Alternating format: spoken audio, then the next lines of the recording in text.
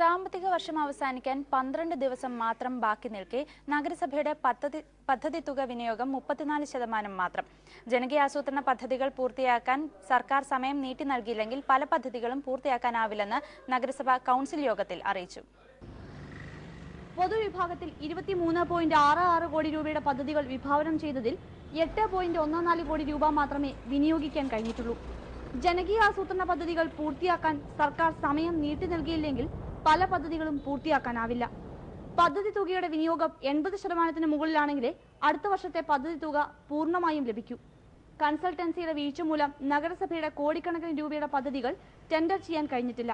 തമ്മണത്ത് നിന്ന് പാലാരിവട്ടത്തേക്കുള്ള പഴയ ജലവിതരണ പൈപ്പ് മാറ്റിയിടാനുള്ള 4.5 കോടിയുടെ പദ്ധതി, വെണ്ണലിയിലേക്ക് പുതിയ ലൈനിടാനുള്ള 2 കോടിയുടെ പദ്ധതി തുടങ്ങിയവയാണ് കൺസൾട്ടൻസിയുടെ വീഴ്ച മൂലം ടെൻഡർ ചെയ്യാനാവാത്തത്.